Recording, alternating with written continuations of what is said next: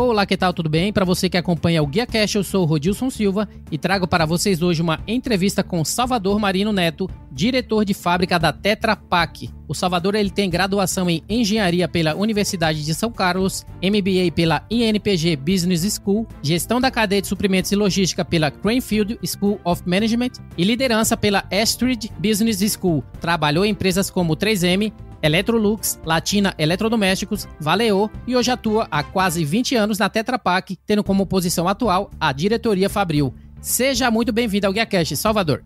Muito obrigado, Rodilson. É um prazer estar falando com você e com seus ouvintes. Na verdade, é uma honra. Fico agradecido pela oportunidade. Salvador, o nosso contato foi intermediado aí pela Dialogia Eventos, mediante o 5º Fórum de Manufatura, que teve de ser adiado devido aí ao surto do coronavírus, em que você é um dos palestrantes do evento, onde você iria falar sobre o tema Smart Factory, atrelado a um robusto programa de excelência operacional, WCM, que é o World Class Manufacturing, ou seja, manufatura de classe mundial. Você poderia nos dar um pequeno overview sobre esse tema para que os ouvintes possam desfrutar um pouco do que será abordado no 5º Fórum de Manufatura? Claro. Bem, Rodilson, nós temos na Tetra Pak um programa muito interessante de digitalização, para promover a digitalização na nossa empresa. E nós dividimos esse programa de digitalização de uma forma lógica. Para as nossas fábricas, nós chamamos de Smart Factory, que são todas as iniciativas de digitalização que nós temos nas nossas unidades produtivas. Nós também temos um outro fonte de trabalho que a gente chama de Smart Services, que é toda a digitalização levada para os nossos clientes através de soluções inovadoras. E depois nós temos uma terceira frente, se é assim que eu posso dizer, que se chama Smart Package, que é trazer a conectividade do consumidor com a embalagem, trazer a digitalização, essa conexão através da nossa embalagem. Afinal de contas, cada embalagem é um elemento potencial de comunicação com os consumidores. Então, quando a gente fala de Smart Factory, nós estamos falando de como nós estamos trazendo para a Tetra Pak, para as plantas produtivas da Tetra Pak, essas tecnologias novas, inovadoras, disruptivas, para nos auxiliar. Ao mesmo tempo que nós temos um programa de melhoria contínua fundamentado na filosofia TPM, Total Productive Maintenance, e que nós chamamos de WCM, World Class Manufacturing. E o WCM na Tetra Pak já completou em março 20 anos aqui na unidade de Montemor, bastante enraizado, com bastante resultados. E o que nós pretendemos explorar no fórum é como é que nós atrelamos um programa bastante robusto e já há 20 anos na empresa com toda essa tecnologia nova que nós temos visto aparecer e que também se chamam de Indústria 4.0. Excelente. E minha primeira pergunta aí para você é como o coronavírus, né, que está parando aí a indústria, como que está afetando a manufatura da Tetra Pak? Bom, eu diria para você o seguinte, que a Tetra Pak, ela está focada, muito focada nesse evento que eu diria sem precedentes e que nós estamos trabalhando com duas prioridades nesse momento. Uma é garantir a saúde e a segurança dos nossos colaboradores, clientes, consumidores e todos os interessados, né?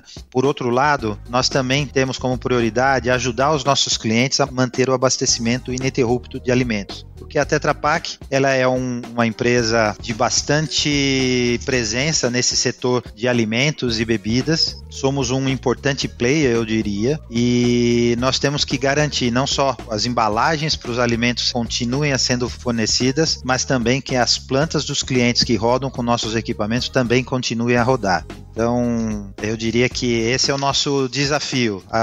Nossas fábricas estão hoje rodando em pleno vapor, 24 horas, 7 dias por semana, porque o consumo de alimento tem aumentado, principalmente as famílias em casa e não tendo oportunidade de comer fora, em restaurantes e bares. Então, tem acrescido essa demanda por nossos produtos, até porque eles são mais fáceis de se armazenarem e protegem o alimento de forma segura.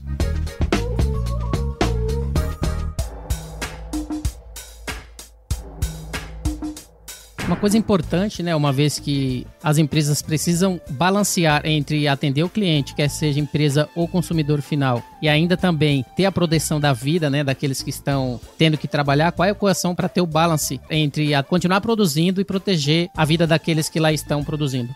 Exato, essa é uma tarefa desafiadora, nós temos já faz boas semanas estabelecido um comitê de crise aqui no Brasil, que está alinhado com o comitê de crise nossa região Américas e também com o comitê de crise global, onde nós trocamos informações, seguimos procedimentos estabelecidos. Hoje nós temos a grande maioria dos funcionários que podem trabalhar em home office, estão trabalhando em home office.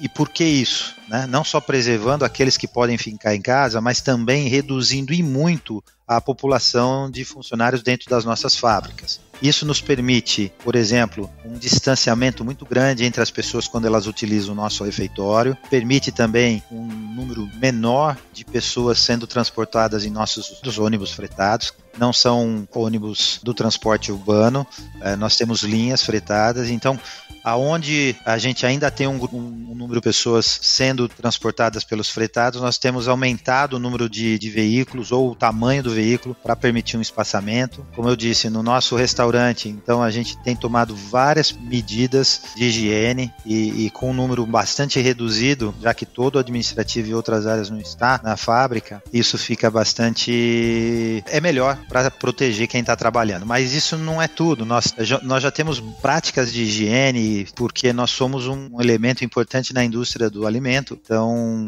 reforçamos todas essas práticas de higiene e de saúde. Nós temos em cada ponto de máquina para permitir na troca de turno que a gente faça a limpeza com um agente desinfetante, um álcool gel, ou seja, tem uma série de medidas que estão sendo feitas. Nosso corpo de saúde, segurança e recursos humanos tem atuado muito próximo e presente, e naturalmente a comunicação e a transparência com o nosso time é muito grande para que eles entendam o papel deles, a importância deles, e acredito que hoje todos estão muito bem engajados nessa função de manter a fábrica para suprir os nossos clientes.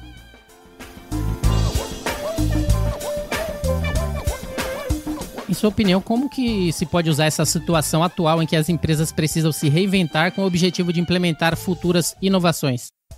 Olha, nós estamos aprendendo muito com isso, né? Primeiro que essa crise está forçando as pessoas a aprenderem a trabalhar remotamente, utilizando recursos que antigamente poucos utilizavam, né? Isso tem ajudado muito. Nós hoje fazemos reuniões diárias de produção usando recursos remotos, né? Não temos mais colocado pessoas em salas ou juntas, próximas uma das outras, para se fazer, por exemplo, uma passagem de turno. Isso é feito de uma maneira muito mais otimizada, usando os recursos que a gente tem. E muitos dos recursos que nos traz informação de como anda a produção, para o gerenciamento, para a gestão, também estão sendo muito mais utilizados e explorados hoje. Muito bom. Agora, se falando exatamente de manufatura, né? Você aí é responsável pela fábrica da Tetra Pak de Montemor, que possui cerca de 400 funcionários, se eu não estou desatualizado com esses números. Você detém aí o Advanced Special Award, né, do Instituto Japonês de Manutenção de Plantas, ISO 9001, ISO 14001, OSHA 18001, FDA, etc. E para ser capaz de atingir todas essas certificações, fica claro que é necessário, né, um sistema de qualidade, principalmente TPM bem estabelecidos, a fim de garantir as recertificações ou tudo que for necessário, né, para ter as boas práticas dentro desse cotidiano de manufatura. Você falou aí que tem as ferramentas relacionadas a Smart Factory, Smart Services, Smart Packages. Além dessas ferramentas, né, que outras ferramentas vocês têm em prática que garante aí esses resultados aí tão importantes e relevantes para a indústria de manufatura e para a Tetra Pak? Perfeito. Bom, como você disse, nós temos várias certificações, mas uma forma de garantir o atingimento de performance é trabalhar com o nosso sistema chamado World Class Manufacturing. Uhum. Até ultimamente chamamos de World Class Management, porque ele amplia não só dentro da manufatura, mas em tudo que a gente faz. Então nós temos 10 pilares estabelecidos dentro do World Class Manufacturing, que vão desde a gestão da manutenção planejada, o desenvolvimento da autonomia das pessoas através da manutenção autônoma, que é outro pilar da qualidade, onde a gente tem um sistema de qualidade propriamente dito bem estabelecido, mas nós temos um pilar de educação e treinamento, um pilar de segurança e saúde, um pilar de meio ambiente, um pilar focando nos custos, um pilar focando no gerenciamento antecipado de projetos, que a gente chama de early management. Temos um pilar olhando basicamente para as questões logísticas e de integração da cadeia do supply chain, não só da manufatura. E temos um pilar administrativo que chamamos de office, que também ajuda com a implementação dessas práticas dentro do ambiente administrativo. Esses pilares dentro dessa estrutura de WCM, ela nos permite essa melhoria contínua em todas as frentes. Dia 2 de março, nós completamos 20 anos de uma jornada de WCM na fábrica de Montemor, com resultados bastante expressivos, né? E além do WCM bastante robusto, eu diria, bastante enraizado, fazendo parte da cultura das nossas pessoas, eu adicionaria aí a algumas tecnologias que nós estamos trazendo com o advento da indústria 4.0. Então, estamos procurando implementar o Statistical Process Control, o controle estatístico de processo online e eletrônico. Isso é uma ferramenta que nos tem ajudado bastante. Temos trabalhado em algumas frentes de utilizar o controle da manutenção por condições, né? O Condition-Based Maintenance, a gente faz através do monitoramento online de vários parâmetros dos equipamentos. Estamos incorporando alguns conceitos de inteligência artificial na detecção de potenciais defeitos de fabricação e, com isso, aumentando a eficácia da retirada de qualquer eventual defeito. Então, nós temos aplicado diversas formas em diversas áreas. Eu diria que, recentemente, a própria manufatura aditiva, através de impressoras 3D, tem nos ajudado em componentes para nossas máquinas da fábrica de Canudos, onde a gente tem equipamentos menores, de menor porte, e nos ajudado também. Então, eu diria que são várias coisas, né, que ajudam a Tetra Pak e a fábrica de Montemor a alcançar a excelência. Excelente. Hoje em dia, né, em manufatura, a gente sempre fala, né, em melhoria contínua, em ter atividades à prova de erro. Porém, eu gosto de uma frase do Elon Musk, que ele disse que a falha, ela é uma opção. Se as coisas não estão falhando, você não está inovando o suficiente. A minha pergunta para você você considera essa frase verdadeira, em sua opinião, aí, há muito tempo como manufatura? E se sim, por quê?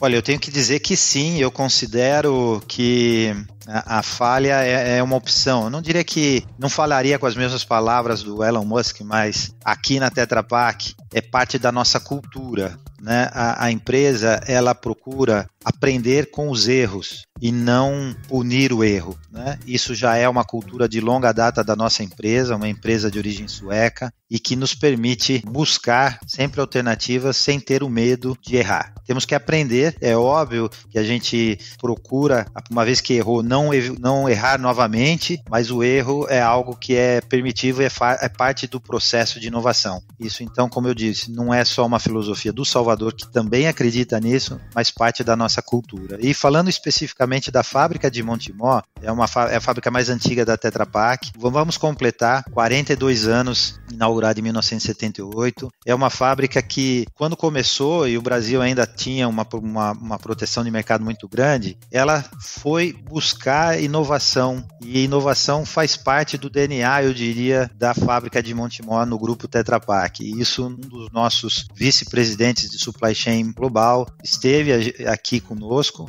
e reforçou isso. Montemor tem esse DNA e não pode perder esse DNA. Então, quando eu falo de inovação e um DNA da nossa fábrica, eu alio isso à cultura da empresa, que permite errar. Então, a resposta é: nós concordamos sim com o que o Elon Musk falou.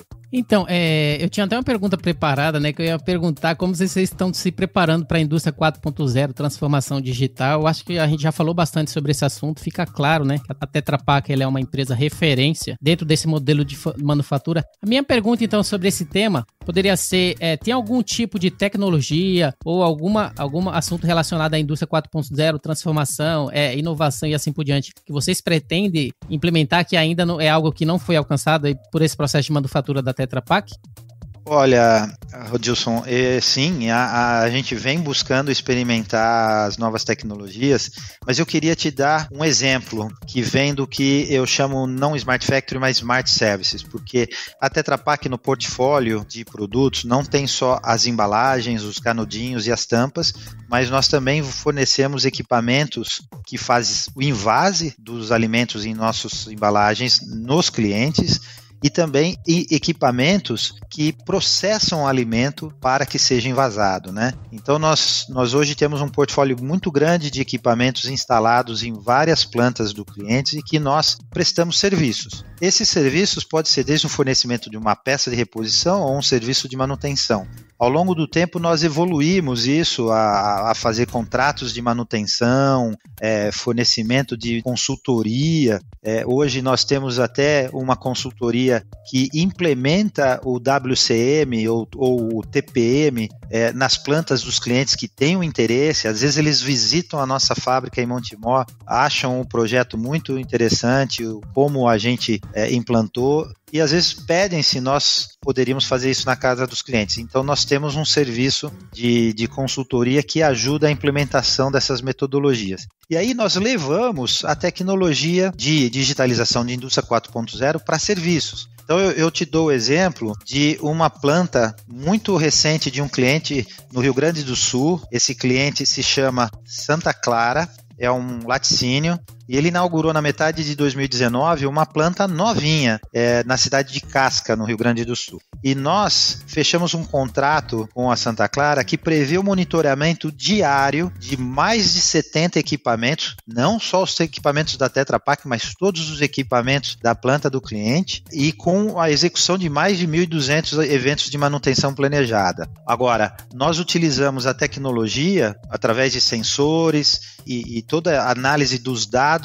da performance dos equipamentos para se antever e prever possíveis quebras e, com isso, garantir a performance da linha e da fábrica do cliente. Nós começamos isso em alguns clientes fazendo só da nossa linha, mas a planta da Santa Clara é a primeira no mundo que nós estabelecemos um contrato chamado Tetra Pak Plant Secure. É uma marca registrada de um contrato Tetra Pak que nós estamos fazendo com o cliente, o primeiro no mundo. E hoje essa planta é uma das mais eficientes do mundo, uma taxa de produção 70% em cima da média de mercado. Porque nós estamos fazendo esse contrato de manutenção e utilizando a tecnologia do começo ao fim, end-to-end. E isso nos dá muito orgulho e também traz uma satisfação muito grande para o cliente. Então é um exemplo de aplicação e que vai além da nossa fábrica, chega no cliente utilizando as tecnologias de indústria 4.0 para monitoramento remoto e medição online da performance dos equipamentos. E uma vez que todas essas tecnologias estão no seu devido lugar, com certeza elas geram um alto volume, né, de dados, alto volume de informações úteis, né, que melhoram ali toda a experiência da empresa. Como você consegue transformar, né, todos esses dados em algo que possa melhorar também a experiência do cliente, né, lá na ponta?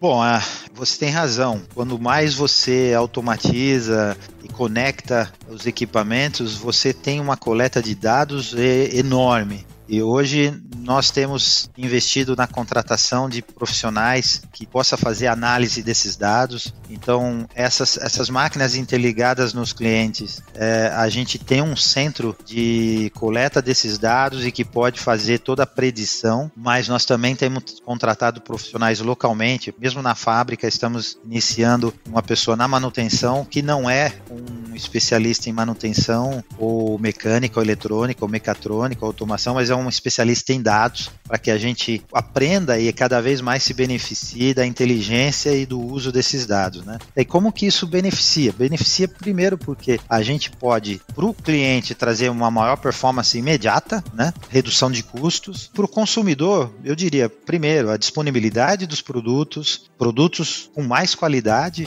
e, com certeza, isso é apreciado no final da cadeia, né? Com certeza. Uma das barreiras mais significativas, né, do crescimento liderado pela inovação é o envelhecimento da força de trabalho, né, uma vez que é difícil recrutar novas participantes, né, novas pessoas com as habilidades específicas de manufatura. Como que vocês lidam com essa contratação e principalmente retenção de talentos, uma vez que a mão de obra na manufatura é especializada? Ok, eu, Salvador Marino, pessoalmente, eu discordo de que o envelhecimento da força de trabalho seja uma dificuldade e vou te dizer por quê. Eu acredito muito na diversidade de gênero, diversidade de conhecimentos, e nós temos uma força de trabalho na Tetra Pak que tem uma baixa rotatividade e, portanto, uma longevidade. Então, eu tenho muita gente, bastante tempo de casa, mas nós temos trazido jovens com programas de estágio, programas de trainees, jovens talentos e que estão se mesclando com esse pessoal mais antigo. E talvez por ser uma fábrica onde a gente tem um engajamento das pessoas muito grande, um reconhecimento dessa cultura de inovação, permissão do erro, um dos nossos valores muito importante é a liberdade com responsabilidade. Então, nossos profissionais hoje mais antigos, eles são inovadores. Talvez não conheçam as tecnologias mais recentes. E trazendo um perfil de profissional jovem e tendo essa diversidade de gerações, a gente tem conseguido bons resultados, respeitando os mais velhos e, ao mesmo tempo, trazendo a juventude e fazendo eles trabalharem juntos. Então, nós criamos comitês de indústria 4.0, comitê de inovação, e tem uma mescla, tem pessoas antigas e pessoas jovens, e com isso a gente acaba trazendo um estímulo para o jovem aprender com os mais velhos e com os mais velhos também aprenderem com os mais jovens em tecnologias novas. Então a gente tem sentido isso, não tem sido uma barreira para nós, felizmente, eu diria. É interessante, né? Porque eu até entrevistei há pouco tempo, né, no segundo congresso de Supply Chain, alguém que estava falando exatamente sobre o lema chamado intergeracionalidade, uma vez que as pessoas costumam chamar de conflito ali de gerações e a palavra correta é intergeracionalidade, levando em consideração, né, que a palavra conflito em si já gera um conflito entre as gerações. Isso é bastante interessante porque nesse tema é exatamente o que vocês já estão colocando em prática. É promover essa troca de informações entre gerações, fazer com que eles entendam através de programas que ambos podem contribuir, né, para o crescimento um do outro. Foi um tema bastante interessante, falando também sobre essa parte de mentoria reversa, né, alguém que está lá em cima, né, exatamente na cadeia hierárquica da empresa, mas que tem ali uma mentoria com alguém mais jovem. Então acho que é bastante interessante, né, e uma empresa que já está colocando isso em prática mostra quão visionária ela é em promover esse ambiente, né, de crescimento não só para a companhia, mas principalmente para os funcionários. É verdade, Rodilson. Eu diria, se me permite, eu diria que a gente tem que promover não só a diversidade, mas a inclusão. Diversidade é você ter as pessoas, mas inclusão é permitir que elas participem, né? E isso tem que começar com exemplo de cima. Eu mesmo, o ano passado, participei de um programa de mentoria reversa, onde uma jovem talento, uma moça de um outro país, do Panamá, de marketing, fez comigo uma mentoria reversa. Então eu era o mentee e ela o mentor. E isso para mim foi uma experiência super válida, porque mostra para a gente que é gestor e líder que nós também temos que trazer esse exemplo para dentro do chão de fábrica e tornar isso uma realidade entre as nossas equipes. Com certeza. A Tetra Pak, ela revolucionou nas vendas de produtos líquidos, reduzindo o custo de embalagem, densidade das embalagens, né, de tais produtos. E em se falando de logística verde, né, como vocês estão lidando aí em relação a esse processo de embalagem, logística reversa, descarte e assim por diante? Ótima pergunta, agradeço pela pergunta. A Tetra Pak, ela tem um foco muito grande na sustentabilidade. Na sustentabilidade, quando eu falo no seu conceito amplificado de sustentabilidade e também preocupação em proteger as pessoas, proteger o futuro, né, proteger o alimento e também proteger o meio ambiente. Então a sustentabilidade de uma forma mais abrangente. E para nós, só para que você tenha como informação, hoje 82% dos materiais que compõem as embalagens, eles são de materiais renováveis. Tanto o papel, ele é 100% hoje certificado pelo FSC, Forest Stewardship Council, que garante que o papel vem de florestas manejadas de forma sustentável, reflorestamento de forma sustentável. E também, uma boa parte do polímero que nós usamos dentro de nossas embalagens, ele é proveniente da cana de açúcar, não mais do petróleo. Mas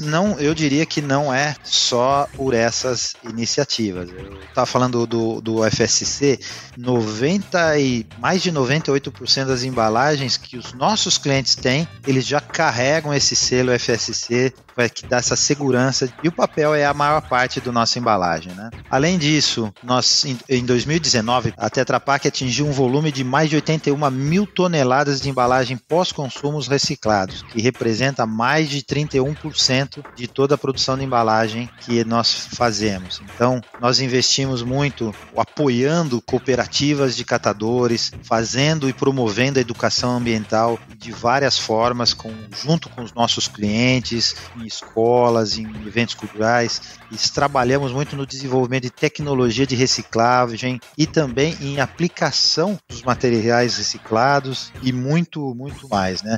Eu diria que temos essa visão até o fim da cadeia. Então, os nossos clientes também, nós ajudamos eles com práticas sustentáveis para que eles utilizem equipamentos que tenham menor consumo de água, de energia, de insumos, né? E até mesmo usando a tecnologia de ponta para automatizar processos e com isso reduzir perdas e ganho de eficiência. Então, a gente tem atuado de uma forma muito abrangente quando se trata de sustentabilidade. O lema da Tetra Pak, né, é protege o que é bom. Qual o significado desse lema aí para vocês? Ótima pergunta. Protege o que é bom. É algo que a Tetra Pak, como sendo um player importante no segmento de alimentos, né? A gente diz que proteger o que é bom é proteger o alimento. Então nós temos soluções que processam, que envasam os alimentos de forma inovadora e que garante que as pessoas tenham acesso a esses alimentos de forma segura, com qualidade em qualquer lugar do mundo. Então, claro, proteger o alimento é um dos principais, mas não é só isso, proteger as pessoas. Então, como a gente falou que temos a sustentabilidade, também somos socialmente responsáveis em tudo que fazemos, nós apoiamos as nossas comunidades onde operamos, apoiamos os nossos funcionários para que tenham oportunidade de crescimento e protegemos o futuro, de uma certa forma, com todos esses princípios de sustentabilidade, proteção e preservação do planeta. Então, isso é parte de nossa estratégia, dos nossos valores, é muito enraizado dentro da filosofia da Tetra Pak e que virou o nosso motto, né? Protege o que é bom. Essa foi minha última pergunta, né? Eu queria saber se tem algo que não falamos que você gostaria de finalizar ou acrescentar esse nosso bate-papo aqui no GuiaCast. Eu acho que nós abordamos bastante, né, a Tetra Pak como uma empresa que tem um foco muito forte em cliente, com uma visão de sustentabilidade muito grande, de proteção e com uma oferta que eu diria de começo ao fim, end-to-end, né, equipamentos, serviços para os nossos clientes. Agradeço a oportunidade, temos mais de 60 anos no país e acreditamos que queremos continuar aqui por muito tempo.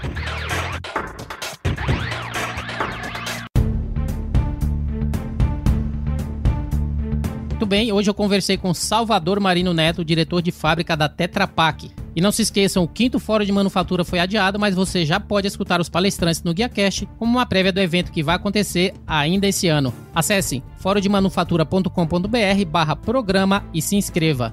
E você também pode compartilhar esse episódio com seus colegas, amigos e profissionais de supply chain e também deixar um comentário ou avaliação em ratedespodcast.com/GuiaCast. Eu sou o Rodilson Silva com o Salvador Marino, que te envia um GuiaCast abraço. Até a próxima. Tchau, tchau.